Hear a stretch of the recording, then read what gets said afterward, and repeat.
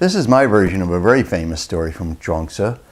Many people know this story even if they don't know where it comes from. And the original text is 2, maybe 3 paragraphs, so I've sort of elaborated on it a little bit. I call it "To Be or Not to Be a Butterfly."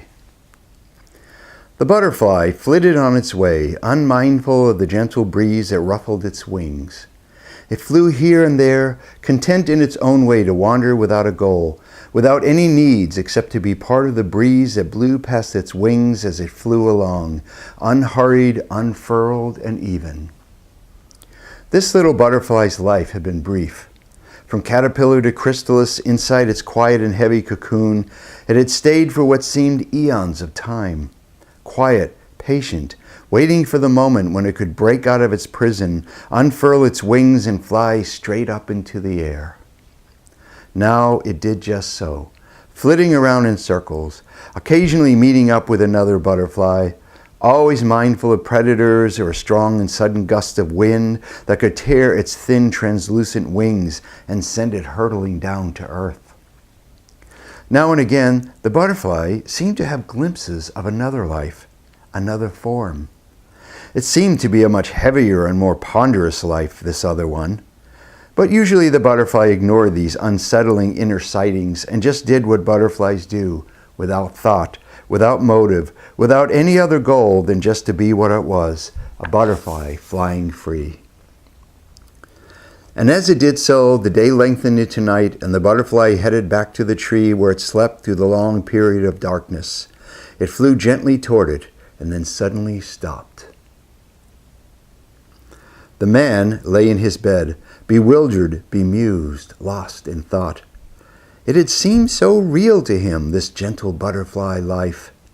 He lay in the early morning light, listening to the sounds of the village as it slowly came to wake all about him. He heard the creaking of doors as people made their way to the outhouses. He heard the sudden squall of an infant, the bark of a dog, the clump of an ox as it trudged out to the fields, led by its sleepy master. He heard the sounds of fires being built, the tea kettles and the rice pots being readied for breakfast. He lay there a long time without rising, without moving, other than the slow and deep rising and falling of his belly as he breathed his way into the day. His dream, if that is what it was, had seemed so vivid, so real. He had actually experienced himself as the butterfly, had felt the breeze on his wings, felt himself carried through the air as light as a seed, had thought only butterfly thoughts. Yet now, here he was, back in his human body, back in the world of cause and effect. But which was truly real and which was the dream?